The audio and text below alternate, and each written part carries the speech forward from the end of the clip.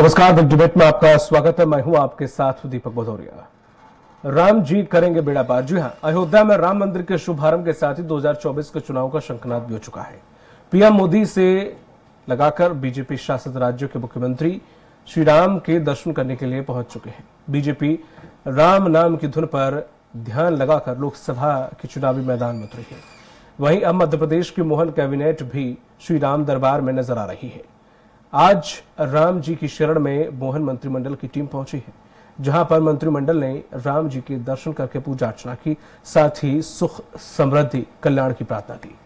BJP नेताओं को राम दर्शन में 2024 की जीत नजर आ रही है।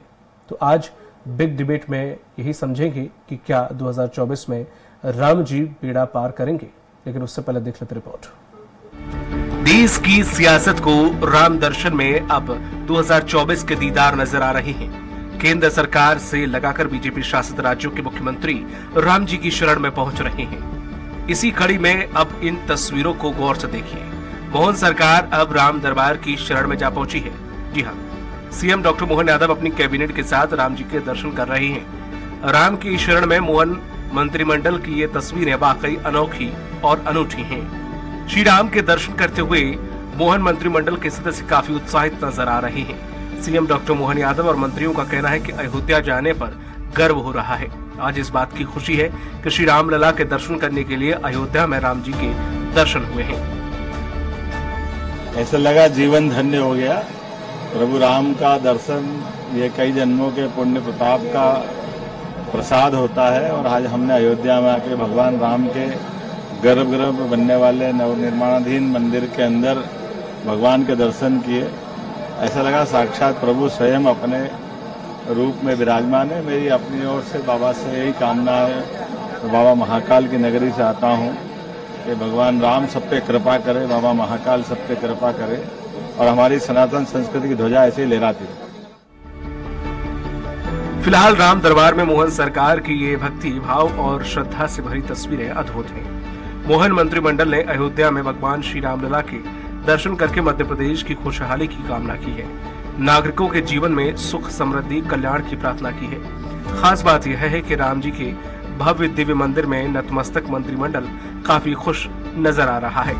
मंत्रियों का कहना है कि राम मंदिर भारत के वैभवशाली इतिहास और सांस्कृतिक पुनर्स्थापना का ओजस्वी प्रतीक बन चुका है। यही वजह है कि अब 2024 में राम जी जरूर बेड़ा पार करेंगे। Bureau report, Swaraj express.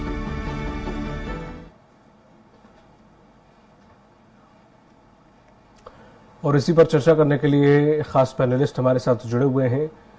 पूर्व विधायक और बीजेपी प्रवक्ता घनश्याम प्रोणी हमारे साथ जल्द ही जुड़ेंगे। वरिष्ठ पत्रकार अवधेश भार्गव जी हमारे साथ जुड़ गए हैं और कांग्रेस प्रवक्ता रोहित यादव जी हमारे साथ जुड़े हुए हैं। स्वराज एक्सप्रेस पर आप दोनों लोगों का बहुत बहुत स्वागत है। अवधेश जी, जिस तरह से देखें सभी राज्यों की अगर हम बात करें, बीजेपी शासित राम के दरबार में पहुंच रहे हैं। एक होता है कि दर्शन करना, एक एक दो दो करके भी जा सकते हैं, लेकिन जिस तरह से पूरा मंत्रिमंडल जाना और एक एक हवा बनाना कि सिर्फ राम मंदिर के प्राण प्रतिष्ठा से लेकर और अब तक हम देखने को मिल रहा है कि वाकई जिस तरह से कांग्रेस कहती है कि ये दर्शन नहीं है, महिमा मंडन करते हैं, कुछ उस तरह की तस्वीरें कहीं ना कहीं नजर भी आ रही है। अवधेश जी। जी सर। देखिए, राम मंदिर निर्माण अलग बात है। राम मंदिर का निर्माण जो है वो अदालत के फैसले के बाद हुआ है और वो किसी पार्टी का कार्यक्रम नहीं है। बिल्कुल। ये अलग बात है कि विश्व हिंदू परिषद ने उसके लिए संघर्ष किया, उसके लिए भाजपा ने भी काफी संघर्ष किया, लेकिन कोर्ट के आदेश के बाद निर्माण होने के बाद आज जो कुछ सरकार कर रही है, यानी ठीक है, आप पब्लिक को आप बहका सकते हैं, बोल सकते हैं और बोलना भी चाहिए क्योंकि आपने उसमें संघर्ष किया है। लेकिन आप ये बताएं, इस समय प्रदेश में ओला गिरा है, बारिश हुई है, किसान परेशान है। आप कहते हैं किसानों की सरकार है, आप आदमी परेशान है। आप ऐसे में किराए के जहाज लेकर के पूरा मंत्रिमंडल, अरे आपकी आस्था है तो आप अपनी जेब से खर्च करके जाइए ना। सही, बिल्कुल सही। जनता के टैक्स की पैसे की बर्बादी क्यों कर रहे हैं? आपने कहा हम जनता को, आपने कहा कि विधायकों से कह दिया कि अपने क्षेत्र की जनता को राम मंदिर के दर्शन कराओ। आप किनको भेज रहे हैं? जिनको आरएसएस रिकमेंड कर रही है। आप जनता से आवेदन मंगा लीजिए ना, कलेक्टर से बोलिए आवेदन मंगा ले, जन सुनवाई में वो अपना नाम लिखा दे कि मुझे दर्शन करने जाना है। आप दर्शन करवाइए उनको, तब तो मानते हैं कि आप जनता के सेवक हैं। आप तो खुद दर्शन कर रहे हैं और जनता के पैसे पर कर रहे हैं और पूरी सरकार को लेकर के कर रहे हैं। भाई इससे कोई आम जनों का भला होने वाला है क्या? बिल्कुल सही है। तो कम से कम आपको ऐसा दिखावा नहीं करना चाहिए। आपको उन किसानों की सुध लेना चाहिए जो बेचारे इस ओला बारिश में परेशान हो गए, जिनकी फसलें नष्ट हो गई। आप उनके लिए कोई बात नहीं, उनके लिए अभी आपने कोई घोषणा नहीं की। आपने ये तक नहीं कहा कि हम सर्वे करवाएंगे, कितना नुकसान हुआ है, उनको क्या देंगे, क्या 6,000 की सम्मान निधि से उनका नुकसान भरपाई हो जाएगा? कृषि वैज्ञानिक बोल रहे हैं कि 30%, कम से कम 30% नुकसान हुआ है फसल का, और अभी भी मौसम खराब चल रहा है। आप वो देख नहीं रहे। ठीक, आप सिर्फ आस्था की बात करते हैं। आस्था सबकी है, ऐसा नहीं है भगवान किसी एक के हैं। आस्था हर पार्टी के लोगों की, आम जनता की आस्था है। आस्था थी तभी तो आपको वोट मिलता है। सरकार पे भी आस्था है, लेकिन जब आपकी भगवान पर आस्था है, आप जनता के पैसे का दुरुपयोग करके पूरा मंत्रिमंडल लेके जा रहे हैं, तो जनता की आस्था आप पर है, आप उनका भी देखिए। ठीक है रोहित जी, आप तक आवाज आ रही है? रोहित यादव जी,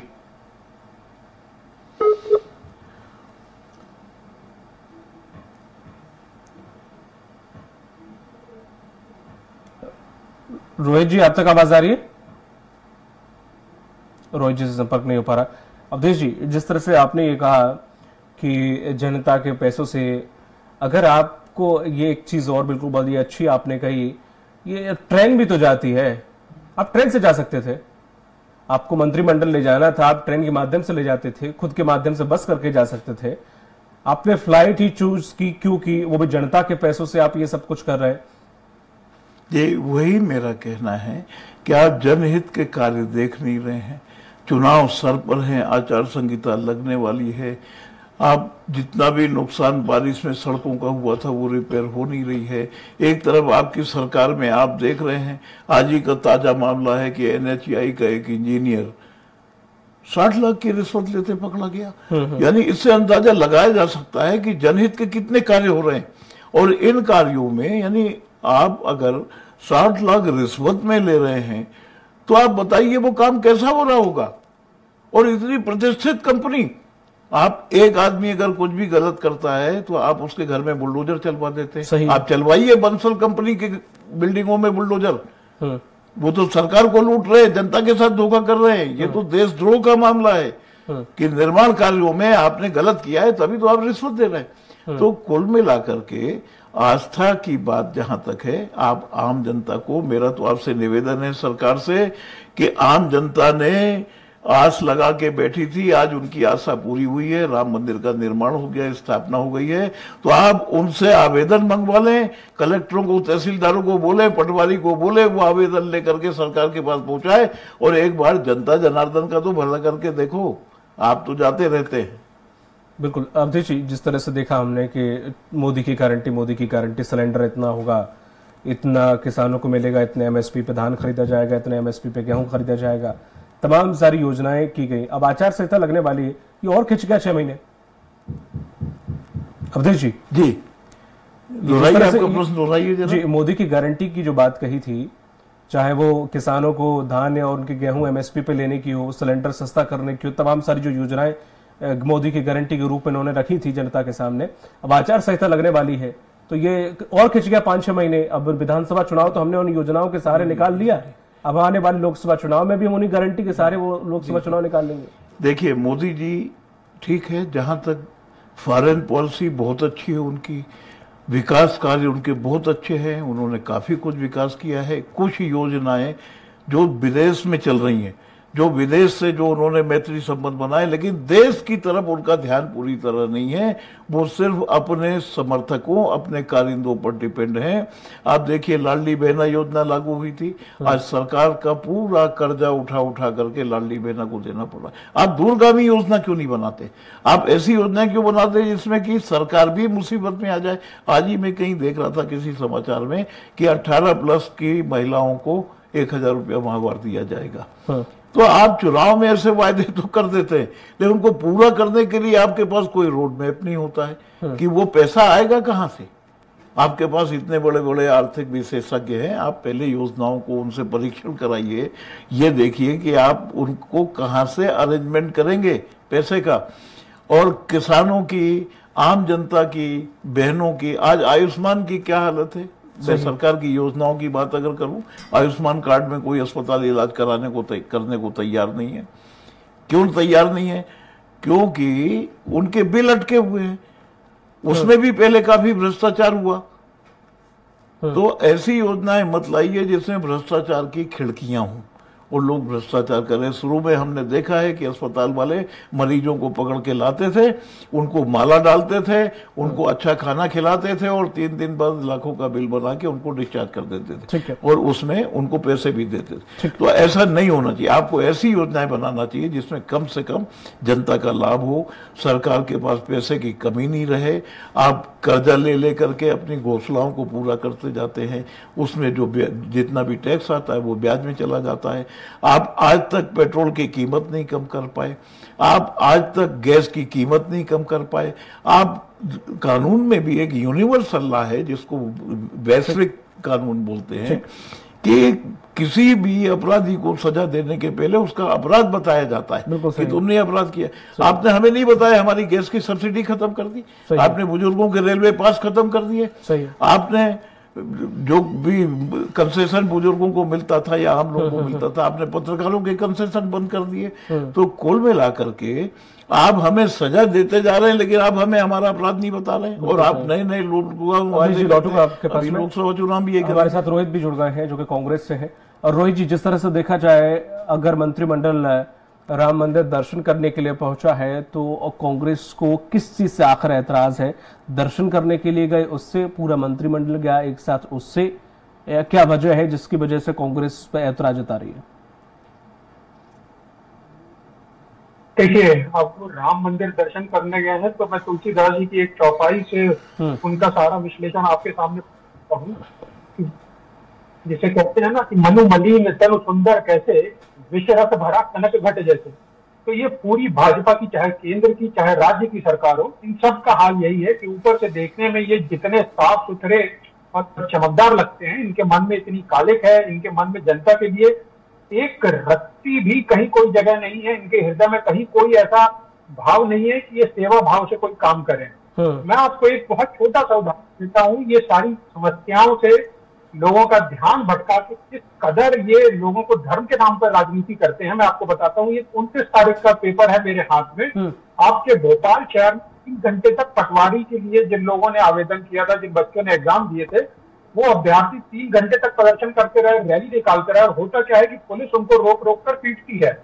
ये मैं किसी और प्रदेश की बात नहीं कर रहा हूँ जहां पर मीडिया का हंगामा मचा हुआ है कि यूपी में हो रहा है। यूपी नहीं, मध्य प्रदेश की हालत उससे बुरी है। इससे पहले नर्सिंग भर्ती घोटाला हुआ था, आपने देखा था कितने फर्जी कॉलेज निकले हुए थे।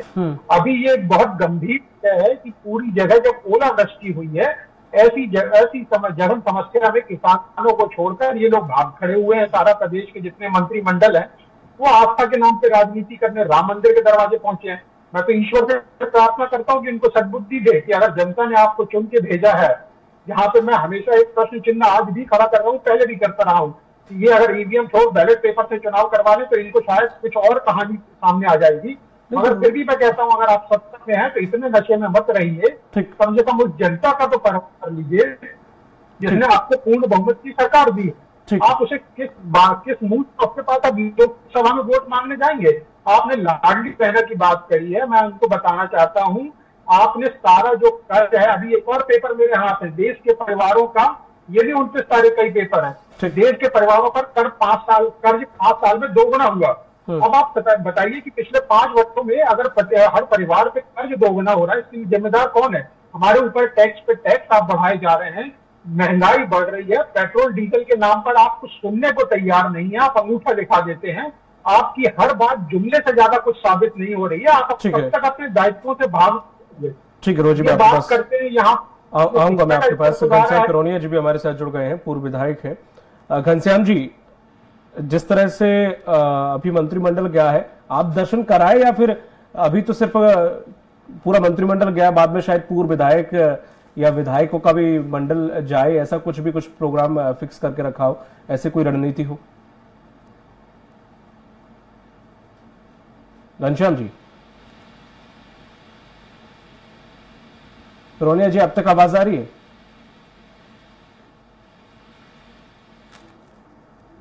Audio office. रोनिया जी, अब तक आवाज आ रही है?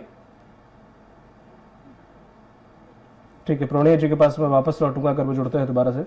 रोहित जी, आप बात कंप्लीट कीजिए।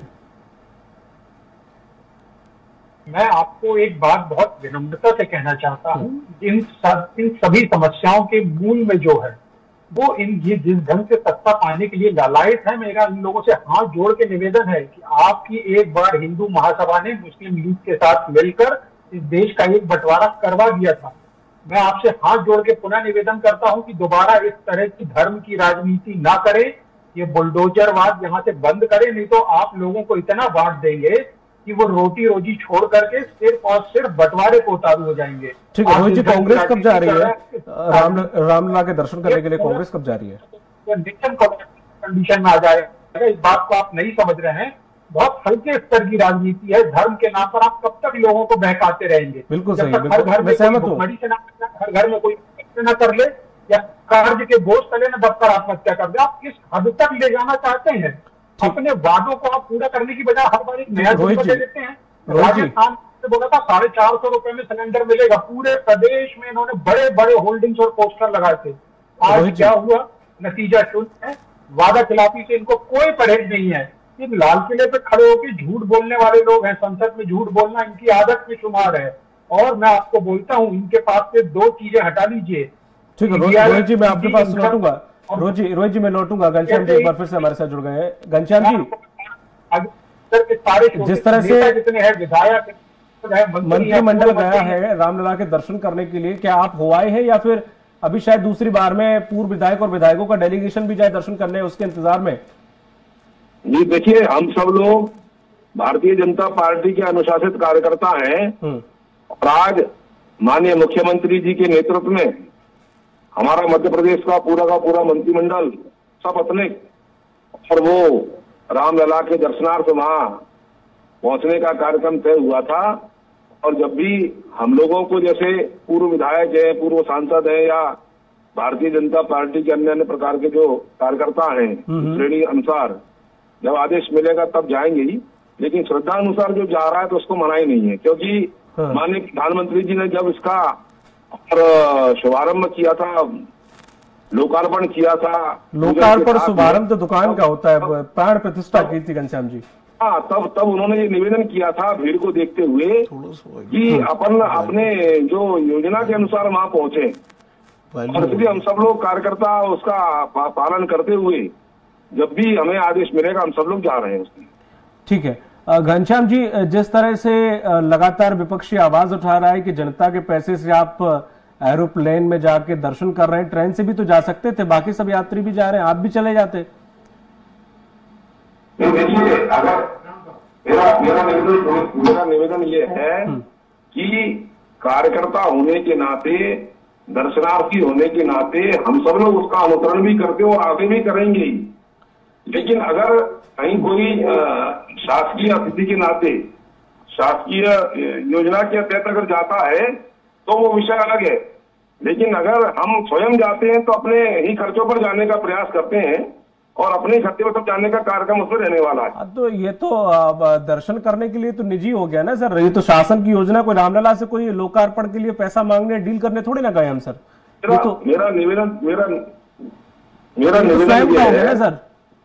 मेरा निवेदन ये है कि मध्य प्रदेश की सरकार जब हमारे सब प्रकार के लोगों को हम बसों के माध्यम से, हवाई जहाज के माध्यम से, मुख्यमंत्री तीर्थ दर्शन योजना के माध्यम से भेजने का काम करते हैं जनता जनार्दन को, तो आप अंदाज लगाएं कि सबका चिंता करने का काम ये सरकार के माध्यम से हो रहा है। अच्छा काम है और इसलिए इसमें सब प्रकार के लोगों की मदद करने का काम ये सरकार के माध्यम से रहने वाला है। घनश्याम जी, लोग कह रहे हैं, विपक्ष कह रहा है कि किसान बेचारे परेशान है, सर्वे के आपने आदेश तक नहीं दिए, आपको रामलला के दर्शन सूझ रहे।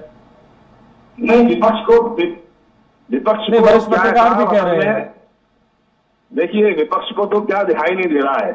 ये वही विपक्ष है जिसने रामलला के मंदिर के और स्थापत्य के जो हमारे आमंत्रण पत्र थे उनको नकारने का काम किया। ये वही विपक्ष है जिसने रामलला के अस्तित्व पर प्रश्न चिन्ह लगाने का काम किया, और ये वही कांग्रेस है जो राम पैदा हुए कि नहीं हुए इस प्रकार के हलफनामे और कोर्ट में लगाने का काम करते हैं। ये हमको नहीं पता है, ये हमको सिखाने का काम नहीं करें कि वास्तव में सही सही क्या है। और इसलिए आज भी माननीय मुख्यमंत्री जी ने इस प्रकार से जो है ओला या बारिश हुई है उसके सर्वे कराने के निर्देश दिए हैं। और निश्चित रहे, जब हम प्रधानमंत्री किसान सम्मान निधि के माध्यम से किसानों को और सुविधा देने का काम करते हैं, उनको सहयोग करने का काम करते हैं। मैं भी विधायक रहा और मेरे कार्यकाल में भी जब ओलावृष्टि हुई थी तो भांडर में किसानों को जो है सब प्रकार से समुचित व्यवस्था करने का काम हुआ था। और आज भी मध्य प्रदेश की सरकार किसानों के हित में सब प्रकार के कदम उठाकर उनको सहयोग प्रदान करने का काम करेगी। देखिए, कांग्रेस का या विपक्ष का काम तो गाल बजाने का है, तो वो गाल बजा करके अपनी पिछली करने वाले हैं। मैं पूछना चाहता हूँ, इनका कौन सा नेता खेतों में जा रहा है, कौन सा नेता किसानों के बीच में जा रहा है आंसू पोंछने के लिए? केवल सरकार की कमियां निकालना ये काम है, लेकिन किस प्रकार से किसानों की मदद कर सकते हैं ये भारतीय जनता पार्टी सरकार अच्छी तरह से कर रही है और करेंगी भी। ठीक है, लेकिन जैसे आपने कहा कि निमंत्रण दिया था, तो वो अगर नहीं गए तो सर जबरदस्ती है क्या? वो जब चाहे तब जा सकते हैं। रामलला वही है, वहीं विराजेंगे, वहीं पर रहेंगे, आज नहीं तो कल हो आएंगे। आप भी तो अभी गए ना सर, तो वो भी कल परसों चले आएंगे। जीतू पटवारी ने कहा है कि हम यात्रा निकालेंगे, फिर वो कैसे विरोधी हो गए? फैजाबाद कोर्ट ने अगर बोला तो उन्होंने, राजीव गांधी ने ताले खुलवा दिए। अपने सुप्रीम कोर्ट ने बोला तो आपने मंदिर बनवा दिया। तो लगभग सेम ही तो है। अब आप कह रहे कि उन्होंने राम मंदिर के अस्तित्व पर उंगली उठाई, तो अटल बिहारी वाजपेयी ने राम सेतु तोड़ने के लिए बजट सैंक्शन किया था, तो अब बराबर है, तो कहां से वो विरोधी हो गए सर? नहीं, देखिए इसमें अंतर है। कैसे? मेरा निवेदन ये है कि जब माहौल था राम मंदिर के निर्माण के साथ में, हम लोग भी जब नारे लगाते थे रामलला हम आएंगे, मंदिर वहीं बनाएंगे, तो ये उपहास उड़ाने का काम करते थे कि भारतीय जनता पार्टी वाले, संघ परिवार वाले तारीख नहीं बता रहे हैं। हमने कहा था आप निश्चिंत रहो, तारीख भी बताएंगे। तो आज मंदिर का वहां पर जो है निर्माण भी कार्य प्रारंभ बन चुका है, वहाँ रामलला के दर्शन प्रारंभ हुए हैं। मेरा निवेदन ये है, मैं ये नहीं कह रहा हूँ कि इनके ऊपर कोई आरोप प्रत्यारोप लगाने का काम है। भावना किस प्रकार की है? इनकी भावना केवल तुष्टीकरण की नीति के आधार पर है। एक वर्ग विशेष को साधने के लिए हम कैसे तो भी इस प्रकार का वातावरण पैदा कर सकते हैं, ये करने का काम करते हैं। और देखिए, हम तो मैंने कहा ना प्रारंभ में, अनुशासित लोग हैं। जब हमको कहा जा रहा है तब हम जा रहे हैं, और इन्होंने तो शुरू से ही नकार। ठीक है, चूंकि समय हो चुका है इसलिए घनश्याम जी माफी चाहूंगा, आगे नहीं ले जा पाऊंगा इस डिबेट को। मैं बहुत बहुत शुक्रिया हमारे साथ जुड़ने के लिए। रोज जी, आपको समय बहुत कम मिला, जुड़ते जुड़ते काफी समय लग गया था, उसके लिए क्षमा चाहूंगा। बहुत बहुत शुक्रिया आपका भी, अवधेश जी आपका भी जुड़ने के लिए बहुत बहुत धन्यवाद। तो जिस तरह से देखे कि रामलला के दर्शन को लेकर पूरा कैबिनेट, मोहन यादव खुद पहुंचे हैं और पूरा कैबिनेट उनका पहुंचा हुआ है, ऐसे में विपक्ष इसे लेकर काफी चुटकी ले रहा है, लगातार निशाना साध रहा है कि जनता के पैसे से टैक्स के रूप में अगर जनता देती है उसका कहीं ना कहीं दुरुपयोग कर रही है सत्ता बैठे लोग। और साथ ही साथ अभी प्रदेश में हाहाकार मचा हुआ, किसानों को लेकर आरजीपीवी में घोटाला हुआ, तमाम तरह की अभी दिक्कत चल रही है, परेशानियां चल रही हैं, हालात खराब है प्रदेश के अंदर, फिर भी पूरी कैबिनेट को रामलला के दर्शन सूझ रहे हैं। हालांकि सत्ता पक्ष के इसके पीछे के अपने तीर अलग है, कमान अलग है। अब देखने वाली बात यह होगी इसका उन्हें लाभ कितना मिलता है। मुझे दीजिए इजाजत, नमस्कार।